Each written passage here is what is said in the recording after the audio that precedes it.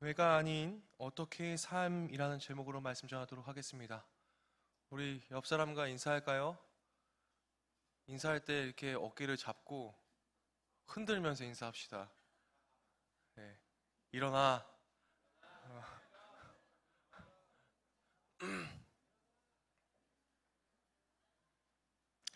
여러분들 정말 사랑하고 축복합니다. 오늘 사도행전 말씀 계속 우리가 이어서 읽어나가고 있는데요. 사도행전에서 우리가 잘 봐야 될 것이 저번 시간에 어떤 것이었습니까? 그냥 단순히 사도들의 행전이 아니라 이제 교회의 행전, 선교의 행전이 시작되고 있었습니다. 그 주축의 인물 중에 한 명은 누구였습니까? 스데반이었습니다. 그 스데반이 지금 공회에 끌려왔어요. 뭐 때문에 끌려왔죠, 공회에? 저번 주에 그 지난 이야기 스토리를 좀 하면 뭐 때문에 끌려왔습니까? 성전과 율법을 어겼다 하여서 끌려왔습니다. 그래서 스데반이 공회에 지금 잡혀왔어요. 그런데요, 그 증언의 진위 여부를 확인하기 위해서요, 대제사장이요, 1절에 뭐라고 합니까? 이것이 사실이냐라고 합니다. 근데 스데반은요, 거짓 증언을 한 사람들을 위증죄로 고소하거나 그들을 향해서 막 손가락질하고 내가 그런 것이 아니라고 막 변명하기보다는 지금 어떻게 하고 있습니까? 억울하게 표현하지 않고 차분하게 변론을 시작합니다. 그 변론의 내용이요, 오늘 보니까요, 구약의 성경의 전반적인 모든 스토리들을 얘기를 하면서 지금 변론을 하고 있어요. 구약의 모든 내용에 대한 지금 설교를 하고 있는 것이죠. 그래서요, 스데반이 2절부터요, 스데반이 이르되 하면서 여러분 부형들이여 라고 하면서 지금 이 얘기를 시작을 하고 있습니다. 공회에 모인 사람들을 겸손하고 공손하게 지금 존중하는 마음으로 여러분 부형들이여 이렇게 하면서 지금 설교를 하기 시작해요. 스데반은 2절부터 8절까지 아브라함이 메소포타미아에서에 있었을 때 하나님의 부르심을 받고서 이동하는 모든 경로에 대해서 설명을 하면서 아브라함의 믿음에 대해서 지금 얘기를 하고 있어요. 아브라함의 고향은 여러분 어떤 나라였습니까? 그 고향은 우상 숭배가 일삼는 곳이었습니다. 메소보다, 즉 4절에 나온 메소보다 지방은 갈대아 땅이에요. 갈대아 땅. 이 갈대아 땅은요, 우상 숭배가 아주 많이 일어났던 그런 땅이에요. 그 우상 숭배가 엄청나게 많은 땅 가운데에서 지금 누가 나왔어요? 우리가 잘 알고 있는 아브라함이 나왔습니다. 여러분, 환경이 굉장히 중요하잖아요. 그죠? 예? 친구 따라 강남 가고 환경이 굉장히 중요한데 이 우상 숭배의 땅에서 지금 우리의 조상, 믿음의 조상이 나왔어요. 그죠? 하나님은 아브라함을 2번에 걸쳐서 옮기셨는데요. 갈대아 땅에서 하란으로 옮기셨고 그의 아버지 데라가 죽었을 때 너는 지금 사는 이 땅, 곧 가나안 땅으로 옮겨졌습니다. 그러니까 2번 옮겨졌어요. 아브라함은요. 스데반이 아브라함 얘기를 통해 말하고 싶은 것이 여러분 무엇입니까? 하나님은 사람이 지은 성전 안에서만 거하는 하나님이 아니다. 하나님의 위치를 제한하지 말아라. 지금 이 얘기를 하고 있습니다. 하나님은 성전에만 머물러 계신 분이 아니라는 거예요. 하나님은 전 지역에서 아브라함에게 나타나셨기 때문에 하나님의 계신 곳을 제한하지 마. 너희들이 가지고 있는 성전에 대한 부분은 잘못된 거야 라고 지금 설명을 하고 있는 것입니다. 그거의 첫 번째 단계로 지금 누구의 에피소드를 얘기하면서 설명하고 있습니까? 교회에 대해서 아브라함을 들면서 지금 교회에 대한, 여러분들이 가지고 있는 교회에 대한 상식은 잘못되었습니다 라고 설명하고 있습니다. 당시 유대인들은요, 하나님이 오직 이스라엘의 성전에만 머물러 계신 분이라고 믿었기 때문에 이방 나라에서는 절대로 찾아뵐 수 없는 분이라고 여겼습니다.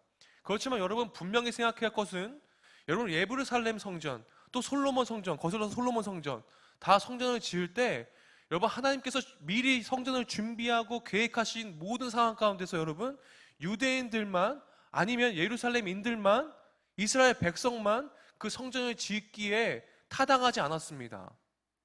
주님은요, 옆 나라들 또 이방인들을 다 동원하셔서 여러분 성전을 지었던 것을 여러분 기억하셔야 돼요. 그렇기 때문에 성전은요, 하나님의 성전은요, 특별한 예수님을 믿는 사람들에게만 존재하는 것이 아니라 이방 사람들, 주님을 믿지 않는 사람들에게도 동일하게 필요한 것이 어디입니까? 하나님의 교회됨입니다.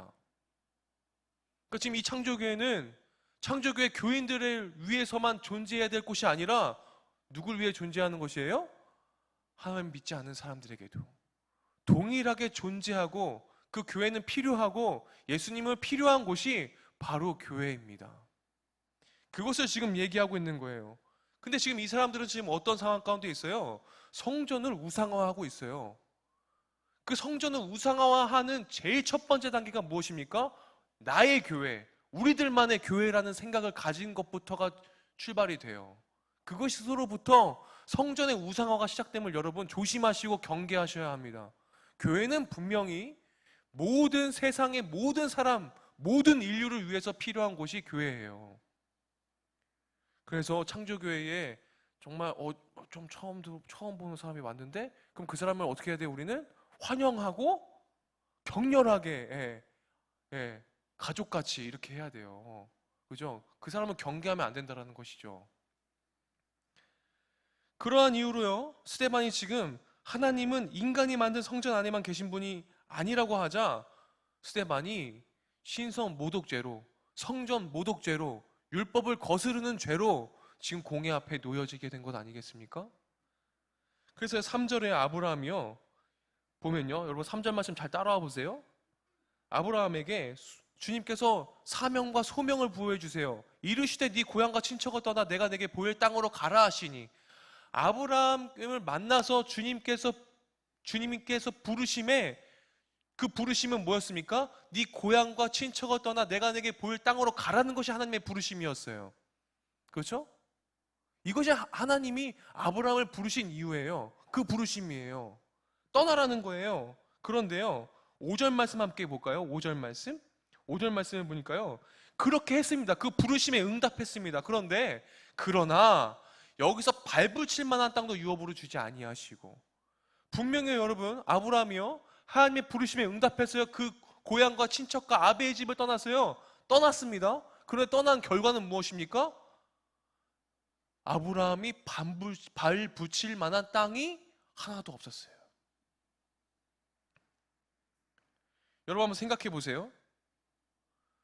여러분 지금 여러분들에게 하나님이 갑자기 딱 나타나셔갖고, 야 지원아, 너 집 지금 떠나야 돼. 지금 집 떠나. 그래서 지원이가 하나님의 그 부르심에 응답해가지고 집을 나왔어. 진짜 나오면 안 된다 너. 진짜 나왔어. 그래갖고 어디로 가라고 주님께서 말씀해 주셨고 거길 갔네. 그런데 거기 가갖고 초인종을 쫙 눌러보니까 널 위한 준비한 집이야 라고 주님께서 가라고 하셔서 초인종을 눌러봤는데 거기서 딴 사람이 나와. 거기 집주인이 있어. 딴 집주인이. 지금 이런 거거든요 여러분. 그렇죠? 분명히 주님께서 가라고 하신 대로 갔어요. 그런데 살 곳이 없어요. 땅 붙일 만한 땅이 없어요. 이때는 족장 시대잖아요. 네? 어디가 없다고요 여러분. 그럼 어떻게 했어요? 지연아, 하나님이 가라고 하셔서 갔는데 거기 네 집인 줄 알고 갔는데 딴 사람이 있어, 주인이 있어. 그럼 네 마음이 어떻겠어? 주님 앞에 배신감 느껴지겠죠. 나는 분명히 내 주님 말씀 믿고 갔는데, 세상에 집 주는 줄 알고 갔는데 땅 유업으로 주시겠다고 해서 갔는데, 내 땅인 줄 알고 갔는데, 아니 땅 주인이 따로 있는 거야. 그렇죠? 발 붙일 만한 땅이 없는 거예요. 아브라함이 고향을 떠났습니다. 하나님의 부르심은요 여러분 무엇으로 임합니까? 약속으로 임합니다. 우리는 언약의 관계잖아요. 하나님과 나와의 관계는 언약의 관계. 그렇죠? 주님은 우리와 약속을 하세요. 근데 실제로 자신에게 주어진 것은 아무것도 없습니다. 75세가 넘도록 자식이 없었던 아브라함에게 땅을 유업으로 주고 큰 민족을 이룰 것이라고 했는데, 그 약속은 참으로 믿기가 어려운데, 그럼에도 불구하고 액션을 취하고 응답을 했는데, 응답한 결과는 어때요? 좋지 않아요, 결과가. 이런 상황에서 아브라함은 무엇 때문에 하나님께 순종했습니까? 2절 후반절을 다시 한번 보겠습니다. 2절 하반절이요. 어떻게 되어 있습니까? 메소포타미아에 있을 때에, 우상이 가득한 그 땅 가운데 있을 때에 뭐가 보였어요? 영광의 하나님이 그에게 보였습니다. 뭐가 보였다고요? 영광의 하나님. 그가 보았던 영광의 하나님은 과연 무엇입니까? 영광으로 쓰인 헬라어 독사라는 뜻은 빛의 광채가 강력하게 빛나는 것을 뜻합니다. 그 영광의 광채가 빛나는.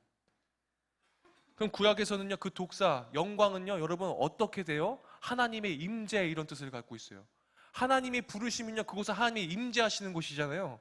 출애굽기 3장에서 모세를 만났을 때도 영광의 광채로 비춰서 모세가 빛의 가면을 썼잖아요. 그죠? 그죠? 그 정도로 영광의 빛이 임하는 하나님의 임재. 신약에서는 어떻게 표현됩니까? 하나님의 속성, 하나님의 본질. 그 하나님의 속성과 본질은 여러분 뭐예요? 빛이잖아요. 빛. 빛으로 오시는 예수님.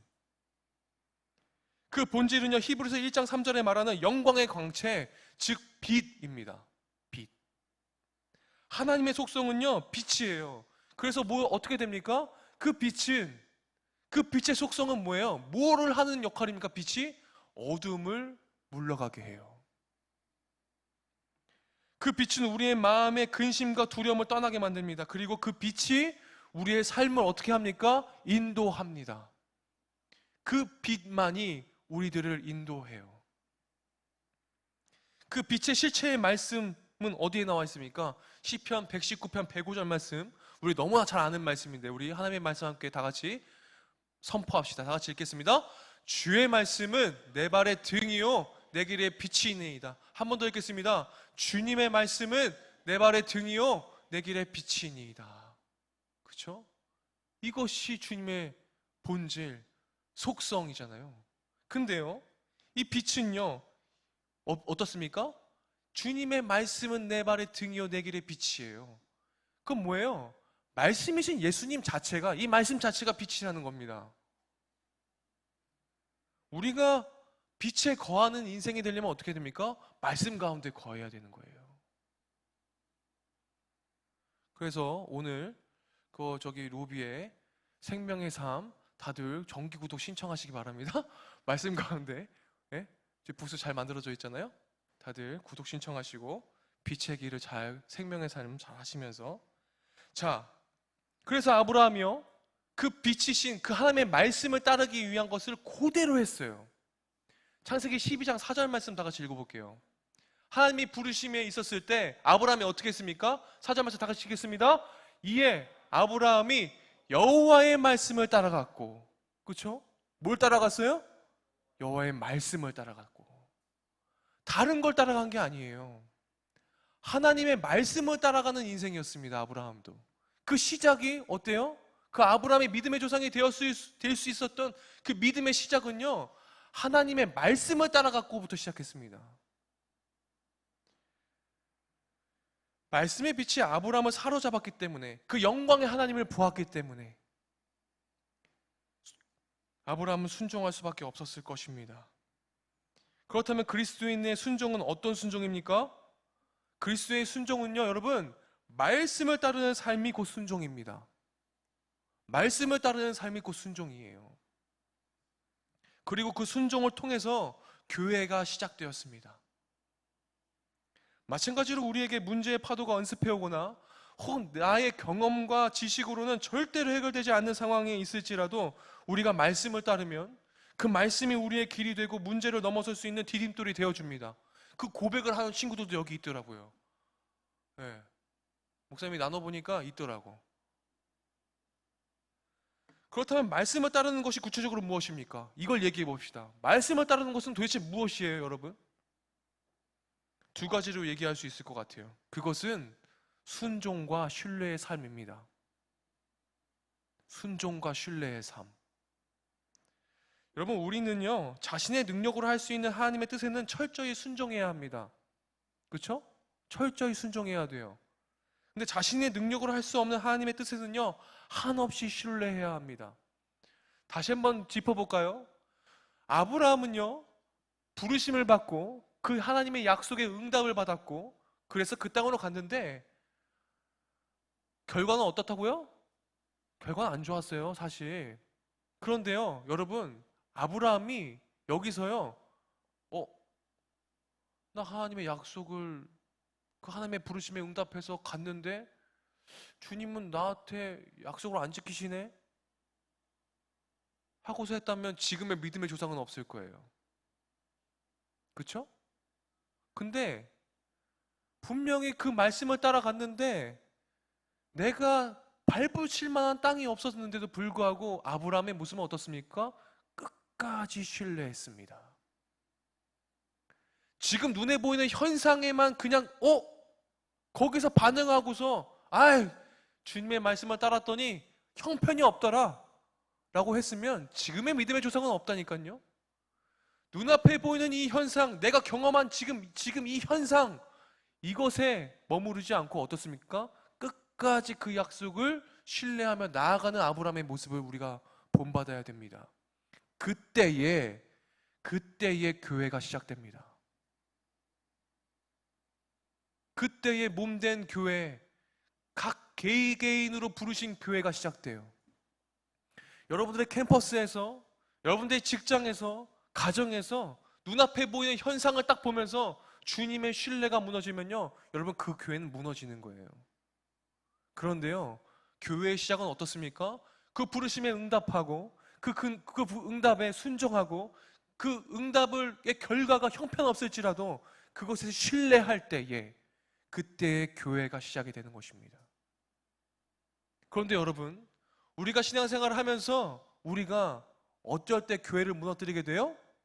성령을 거스를 때, 주님을 끝까지 신뢰하지 못할 때, 그때 우리의 교회는 무너져요.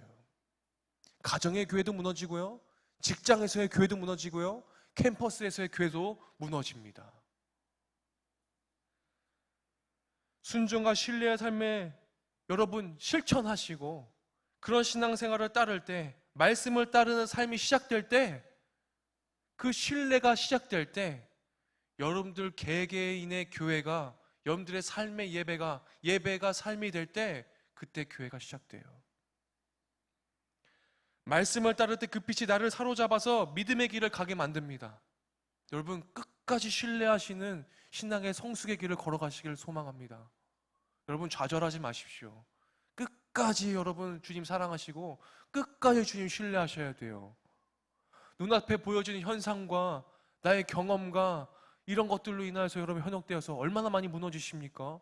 근데 여러분 그때 나만 무너지는 것이 아니라요, 뭐가 무너져요? 하나님의 교회가 무너져요. 그래서 아브라함은요, 하나님의 약속의 성취를 경험하지 않고도 말씀을, 즉 하나님의 약속을 따라가는 삶이었기 때문에, 그 부르심에 제대로 응답하였기 때문에 교회의 출발이자 믿음의 조상이 될 수 있었습니다. 이어서 8절부터는 또 언약이 나와요. 목사님이 얘기했죠. 부르심에는 뭐가 따라와요? 약속이 따라와요. 뭐가 나옵니까? 할례의 언약이 나옵니다. 여러분 이 언약이요, 아브라함을 택하신 하나님께서 그를 거룩하게 하시고 영원히 그의 백성으로 삼으시는 약속의 증표입니다. 여러분 교회는 어떤 곳입니까? 교회는요, 교회의 목적은요, 거룩입니다. 다른 게 없어요. 교회의 다움을 잃어버리는 것은요, 여러분 무엇을 잃어버리는 거예요? 거룩을 잃어버리는 게 교회의 다움을 잃어버리는 거예요. 여러분 하나님은 그럼요, 할례의 언약을 하면서 무엇을 약속하신 것입니까? 너는 거룩한 나라가 되길 바란다는 겁니다. 너가 구별되길 바란다는 거예요. 자, 여러분 다 같이 박수 한 번씩 치시겠습니다. 네, 좋습니다. 하나님께 영광의 박수입니다. 자, 여러분 교회다움을 잃어버리는 건 무엇을 잃어버리는 거예요? 거룩을 잃어버리는 거예요. 그리고 하나님께서 이삭을 낳게 하시고 이후 야곱을 통해 12조상을 낳게 하시고 아브라함에게 하신 말씀을 성취하셨다는 것을 알려줍니다. 여기서 스데반이 아브라함이 할례를 받기 전에 이미 하나님께서 부르셨고 의롭다함을 받았다는 것을 알려줍니다. 여러분 뭘 얘기하고 싶은 겁니까? 할례를 통해 아브라함이 이루어진 것이 아니라는 거예요. 할례의 언약은요, 너가 거룩해지기를 바란다는 약속의 증표일 뿐이지 그것이 여러분 하나님 백성 되게 하지 못합니다. 그 할례의 언약, 그 할례의 언약이 지금까지 이어와서 여러분 세례를 받으시고 입교를 받으시고 했던 이 모든 것이 여러분 진정으로 나를 그리스도인으로 만들 수 있는 그것이 하나의 방법이라고 생각하세요? 여러분 그렇지 않다라는 거예요.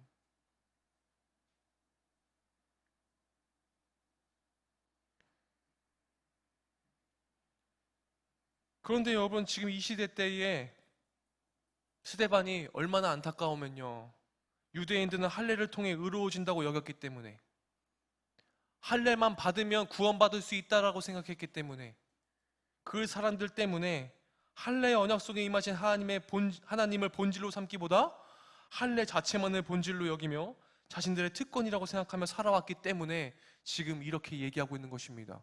여러분, 세례 받으면 무조건 구원받습니까? 적어도 목사님은요 그렇게 생각하지 않습니다.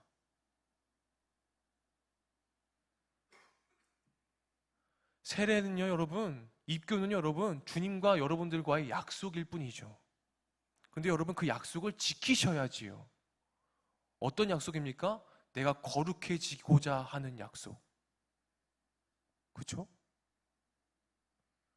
우리도 신앙생활을 하면서 본질이 아닌 형식과 의식에 집중하는 경우가 있습니다.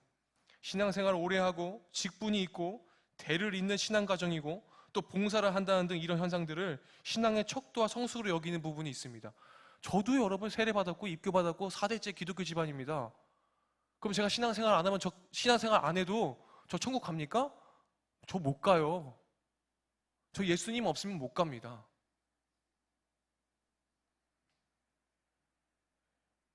여러분 저는 정말로 적어도 전 확신할 수 있습니다.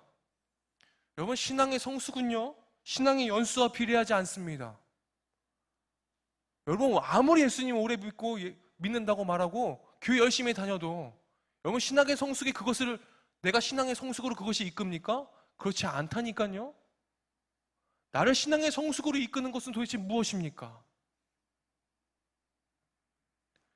여러분 90년대에요. 90년대 얘기만 해도 약간 옛날 꼰대가 되는 건가? 90년대에 우리나라에 농구 대잔치, 이런 거 모르나? 농구 대잔치. 내가 말하면서도 미안하네 이거. 농구 대잔치, 드라마 마지막 승부, 일본 만화 슬램덩크 등으로 인해서요 농구가 아주 그냥 폭발적인 인기를 끌었습니다. 목사님도 너무 농구를 좋아했었어요. 근데 미국 프로농구 NBA의 전성기 시절도요 여러분 90년대였어요. 근데요 당시 유명한 미국 선수들이 많았었는데 그들 중에서 누가 제일 유명했을까? 여러분들이 너무나 잘 알고 있는? 그렇지, 조던, 마이클 조던. 2000년대 생겨도 마이클 조던은 알잖아? 그죠? 마이클 조던. 마이클 조던이 가장 인기가 많았습니다. 그래서 미국의 스포츠 용품 업체에서 마이클 조던과 협업해서 이미 84년도부터 에어 조던이 나오기 시작했습니다. 조던과 한번 이렇게 제품을 한번 내면은 큰 인기를 끄니까. 그래서 당시에 농구화를 발매를 했어요. 어디서 발매를 했어? 나이키에서. 목사님 그 나이키 에어 조던 운동화 샀을까 안 샀을까? 샀어요. 에어 조던 시리즈 중에 한 개가 당시 국내에 수입되었는데 그 농구화는요 여러분 정말 인기리에 절판됐습니다. 그 농구 하나 구하려고 얼마나 노력을 많이 했는지. 예? 나이키 매장에 줄을 서가지고 그 한정판 있어요 또 그거 기다리느라고 막 새벽부터 가가지고. 지금도 그런 사람들이 있는 것 같아요. 뭐 나이키 매니아들. 여러분 그때 목사님도 마이클 조던 팬이었고 조던 시리즈 신발 막 모으면서 살았어요. 근데 에어 조던 농구화 너무 좋아해갖고 그 조던만 신고 다녔습니다. 그 조던 신으면서 여러분 얼마나 내가 신이 났겠어요? 에어 조던 신발 신으면 점프가 갑자기 1m가 될 것 같고, 정말 드리블이 막 조던처럼 될 것 같고, 슛만 던지면 다 들어갈 것 같고, 그런 자신감으로 에어 조던 신고 친구들이랑 농구 게임 했습니까? 안 했습니까? 농구 게임 했습니다. 다들 에어 조던에 눈이 가고 부럽게 쳐다봤습니다. 그 순간만큼은 마이클 조던이 된 것 같았어요. 근데 시합의 결과는요, 매번 이기지 않았습니다. 저희 팀이 졌습니다. 사실 저 때문에 진 겁니다. 에어 조던 신었지만 내가 생각하는 대로 몸이 안 움직였습니다. 슛도 잘 안 들어갔어요. 점프도 뭐 생각보다 그렇게 높아지지 않았어요. 내기 시합이었는데 경기의 시작 친구들이 와서 한 말이 있습니다. 농구하면 좋으면 뭘 하냐? 에어조던 농구화 신는다고 실력이 향상되는 것이 아니라 실력이 향상되려면 연습을 꾸준히 해야 하는 것처럼 신앙의 척도는요, 여러분, 성숙으로 무르익는 삶입니다.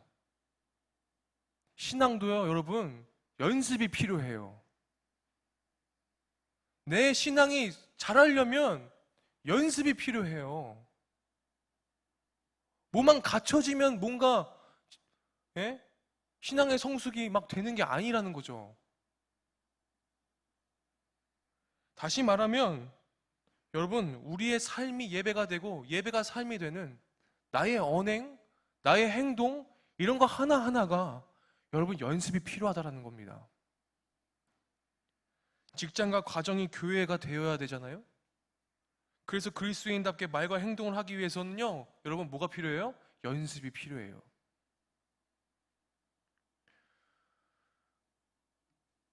목사님이 예전에도 한번 얘기한 적이 있는데, 여러분 입술에 육두문자 달고 다니는 친구들, 목사님 예수님 만나고 담대하게 그 친구들을 끊기 시작했습니다. 네. 그러니까 내 입술이 바뀌더라고. 진짜로.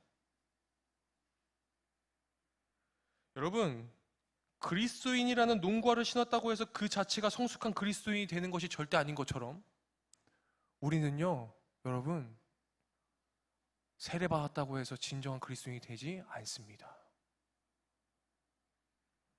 성숙을 위해 매일 신앙의 연습이 필요합니다. 그럴 때 우리가 신앙의 성숙으로 가게 되는 것입니다. 즉 그리스도인의 삶의 목적은요, 여러분, 성공이 아니라요, 성장입니다. 목사님 따라하겠습니다. 그리스도인의 삶의 목적은 성공이 아니라 성장이다. 여러분, 신앙이 성장하셔야 합니다. 내가 나이가 20살이 되고 성인이 되었어요? 그럼 나이가 차면, 연수가 차면 그대로 신앙이 막, 믿음이 막 성장하고 성장하지 않는 거 여러분 잘 알잖아. 20살 되어봐서 알잖아. 잘 안 돼요, 그거. 그래서요, 여러분, 계속 훈련받기를 작정하시고 모이기를 힘쓰셔야 하고, 그렇죠? 예배를 충실하게 드리셔야 합니다. 우리의 육신의 성장은 언젠간 멈춰요. 우리의 육신의 성장은 언젠간 멈추죠. 목사님 더 키 컸으면 좋겠는데 멈춰요. 멈췄어요. 성장판 다 다쳤어. 네. 나 상욱이처럼 저 정도 키 되고 싶은데 안 돼. 근데 여러분, 영혼의 성숙은 매일 일어나게 되어 있음을 여러분 잊지 마세요. 영혼의 성숙은요, 성장은요, 매일같이 계속할 수 있습니다. 이어서요, 9절에서 14절은 스데반이 요셉의 생애에 대해서 얘기합니다. 요셉은 여러분 어떤 사람이었습니까? 많은 환난과 고난을 당하였던 사람입니다. 근데 9절에 보니까요, 이렇게 되어 있어요. 그와 함께 계셔 그 모든 환난에서 건져내사 애굽왕 바로 앞에서 은총과 지혜를 주셨다고 합니다. 우리의 삶에도 요셉과 같은 경험과 같은 그런 환난과 고난이 다 나름대로 있어요. 저 사람의 고난과 저 사람의 환난만 센 게 아니라 다 나름대로의 인생의 삶에서 누구 하나 없이 다 자기가 처한 상황이 고난이고 어렵고 힘듭니다. 다 누구에게나 있습니다. 그러나 요셉과 함께 하신 하나님이 똑같이 어떻습니까? 지금 우리와 함께 하신다는 사실을 여러분 기억하십시오. 왜 나만 겪는 고난이냐고 불평하지 마세요. 찬양 있잖아요, 그죠? 왜 나만 겪는 고난이냐고 불평하지 마. 이것도 너무 옛날 찬양이라 모르나? 이 가사로 다시 곡을 쓰세요, 전도사님. 안 되겠어요. 예. 그런 찬양이 있어요. 여러분, 그런데 우리가요, 왜 나만 겪는 고난이냐고 하면서 불평하고, 왜 나만 겪지? 이런 고통을? 나 예수님 잘 믿는 것 같은데? 나 이 정도면 정말 제대로 믿는 것 같은데? 근데 여러분, 우리가 그때 잊는 것이 있어요. 그 고백과 그 마음은 여러분 뭐예요? 하나님이 나와 함께 하시지 않는다라는 고백과 같아요. 그렇죠? 요셉은요, 그 고난과 환난과 그 역경 속에서도 무엇을 바라봤습니까? 하나님을 바라봤습니다. 하나님을 끝까지 신뢰했죠, 요셉도. 만약에 요셉이 자기 형제들에게 배신당하고 팔려가고 종로로 타면서도 시험당하고 환난에 닥쳐와서 또 감옥에 가고 그런 상황 가운데에서 하나님의 약속을 끝까지 신뢰하지 않았다면요, 여러분, 지금 우리가 지금 이 믿음의 조상 요셉을 얘기할 수 있었을까요? 아니요. 요셉의 삶과 우리의 삶이 여러분 별반 다르지 않습니다. 똑같은 인간 사는 얘기예요.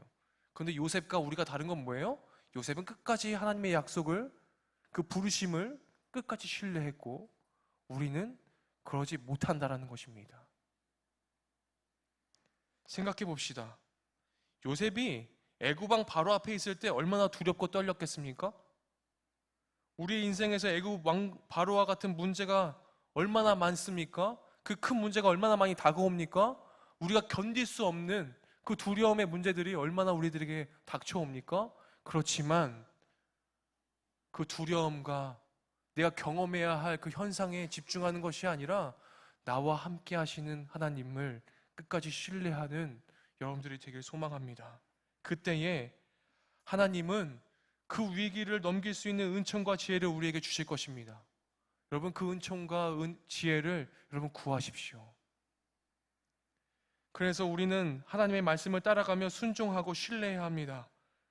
그럴 때 요셉을 통해 이스라엘 민족이, 이스라엘 백성들이 은혜를 입었던 것처럼 나뿐만 아니라 내가 그 모든 상황 가운데서 끝까지 주님을 신뢰할 때, 교회가 내 삶 속에서 교회의 다음이 회복되고 교회가 시작될 때 내 가정과 내 주변 사람들도 교회가 돼요.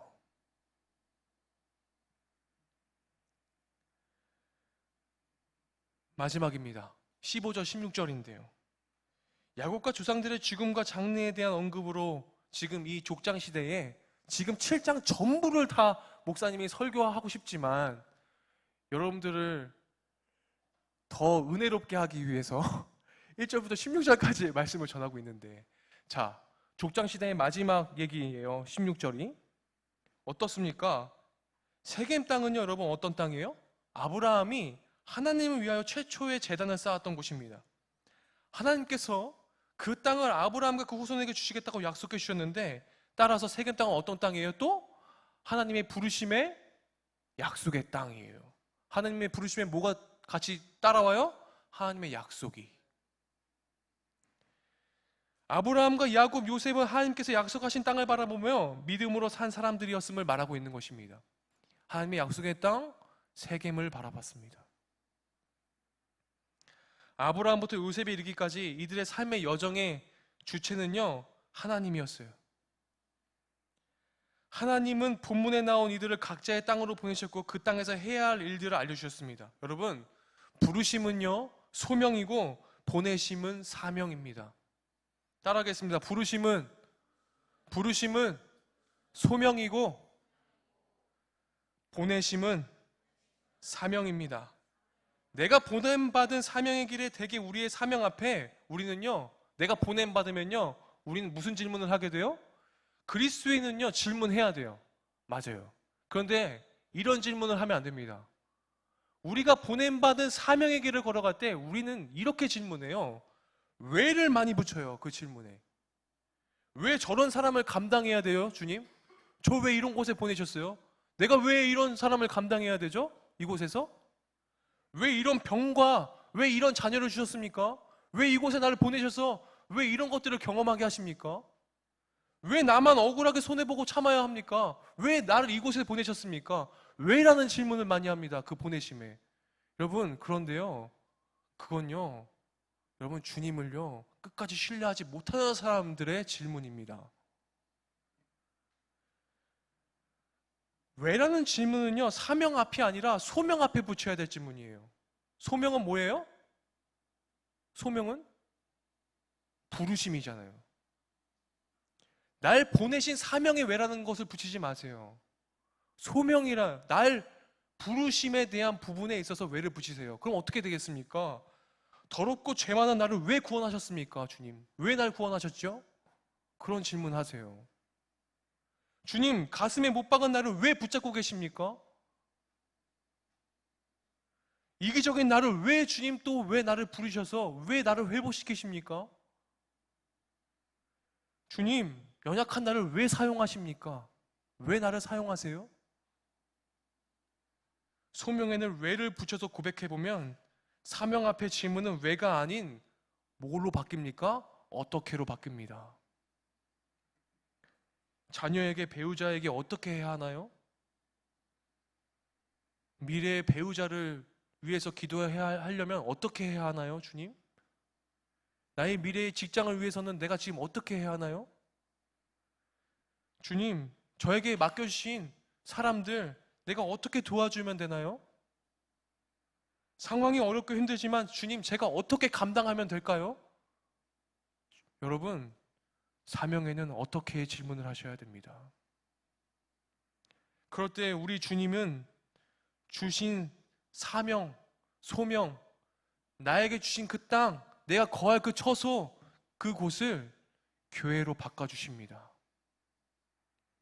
평생 주님을 따르겠다고 섬기는 주님의 팔로워의 삶을, 교회로서의 삶을 여러분들이 누리길 소망합니다. 안 그러면 여러분, 신앙생활 하는 거 여러분 지쳐요. 힘들어요. 끝까지 주님 신뢰하는 거 어렵습니다. 오늘 하루도 하나님의 말씀의 빛에 사로잡혀 은혜를 경험하는 하루가 되길, 그리고 그 하루하루가 모여서 정말 여러분들의 삶이 되기를 소망합니다. 여러분, 예배가 삶이 되고 삶이 예배가 되는 삶, 교회 다음을 잃어버리지 않는 삶, 여러분들이 주님께 질문하는 것부터 시작하시길 바랍니다.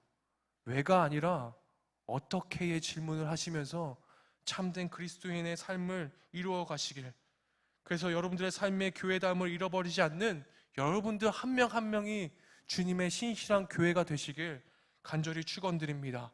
우리 다 같이 이 시간 기도할까요? 우리 들은 말씀 가지고 결단에 기도했으면 좋겠는데요.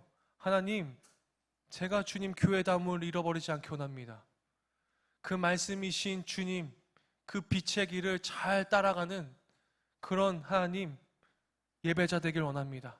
그래서 나를 통하여서 교회가 확장되어지길 원합니다. 가정과 직장과 캠퍼스와 친구들의 모임과 여러 곳에서 하나님, 내가 예수님을 참되게 믿는 사람으로서 교회다움을 잃어버리지 않도록 주님 저를 붙잡아 주시도록 우리 다 같이 이 시간 합심하여 다 같이 기도하겠습니다. 기도합시다. 하나님, 감사합니다. 우리를 부르시고 그 부르심에 응답하며 주님 끝까지 주님의 약속 붙들고 신뢰하는 삶 살기를 결단합니다. 우리들을 각자의 처소에서 부르시고 세우시고 하나님의 세밀한 손길로 모든 여정을 인도하시는 분이심을 고백합니다. 그런데 하나님, 우리는 눈앞에 보고 듣는 것으로 인하여서 주님 끝까지 신뢰가 아버지 하기가 어려워지고 그 신뢰, 그 약속이 무너질 때가 너무나 우리 삶에 있음을 고백합니다. 우리 삶 가운데에 하나님의 약속에 저버리지 않기를 소망합니다. 주님, 그 약속 끝까지 붙들며 살아갈 수 있도록 인도하여 주시기를 원합니다. 하나님, 우리의 삶이 아버지께서 인도하시는 데 있어서 끝까지 주님의 인도하심을 아버지 붙들고 신뢰하며 주님 살아갈 수 있도록 주님께서 아버지 인도하여 주셔서 아버지의 빛을 따라 신뢰와 순종으로 살아가는 저희들이 되어서 그 주님께서 이 땅에 보이신 그 사명, 그 소명, 그 사명의 책임을 넉넉히 감당할 수 있도록 주님께서 아버지 인도하여 주시옵소서.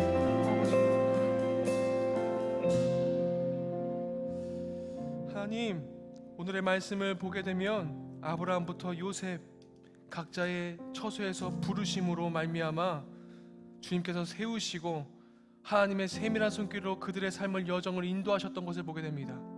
그리고 그 믿음의 조상들이 끝까지 주님의 그 약속을 붙들며 신뢰했던 것들을 우리가 보게 됩니다. 하나님, 우리의 삶도 지금까지 주님 인도해 주셨는데 주님의 말씀 끝까지 신뢰하며 그 빛의 인도하심을 따라 신뢰와 순종으로 살아갈 수 있는 저희들 될 수 있도록 도와주십시오. 앞으로도 인도하실 우리의 삶을 계획하시고 섭리하신 그것들을 따르며 주님 기대하며 삶의 어려운 순간들이 있을지라도 끝까지 주님의 말씀에 빛따라 살아갈 수 있도록, 그래서 주님께서 이 땅에 우리를 보내신 각자의 사명을, 그 책임을 넉넉히 감당해내는 그런 하루하루로 우리가 채워갈 수 있도록 주님 인도하여 주시옵소서. 예수 그리스도의 이름으로 기도했습니다. 아멘.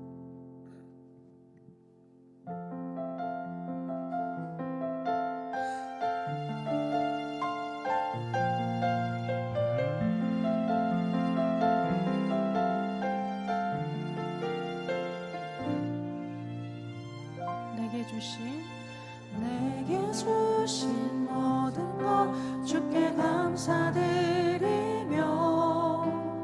많은 재물보다도 복음을 선택하고 화려한 길 아니라 진리의 길을 걷는 거룩한 주 예수의 청년 되게 하소서.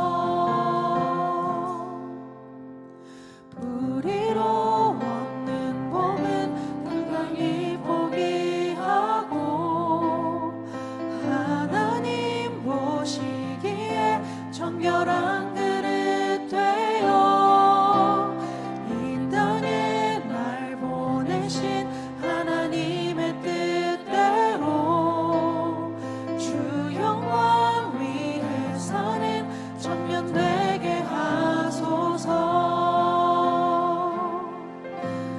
때론 연약해져도 방황하게 하소서. 세상 험한 파도에 낙심하게 하소서. 청년의 시절 지날 때 날 지으신 주님 뜻대로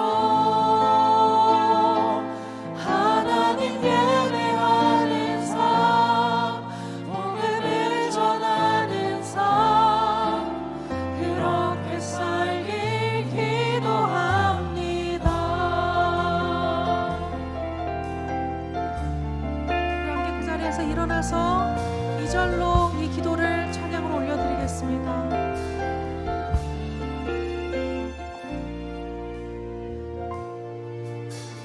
내 이름 내려놓고 예수의 이름 들고 어두운 세상 속에서 작은 생명빛 되어 전하보다 소중한 한 영혼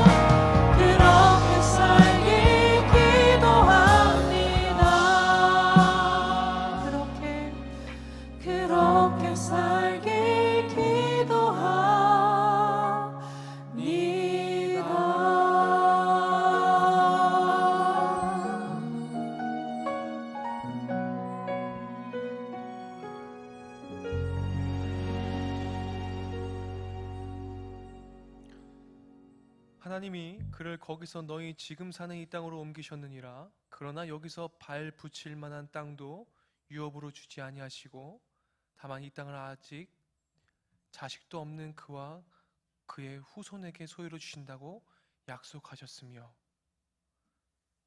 지금은 우리를 죄에서 구원하신 예수 그리스도의 은혜와 하나님의 무한하신 사랑과 성령 하나님의 교통하심이 우리의 부르심에 응답하기로 작정하고 그 부르심에 응답하는 과정 가운데에 눈에 보이는 현상과 우리의 생각대로 되지 않는 모든 고난과 환난이 우리의 삶 가운데 있을지라도 주님의 약속을 끝까지 신뢰하며 빛의 말씀을 잘 따라 빛의 열매를 맺기로, 교회다움을 잃어버리지 않기로 결단하는 예배자들의 머리 위에, 그리고 지금도 빛의 말씀을 가지고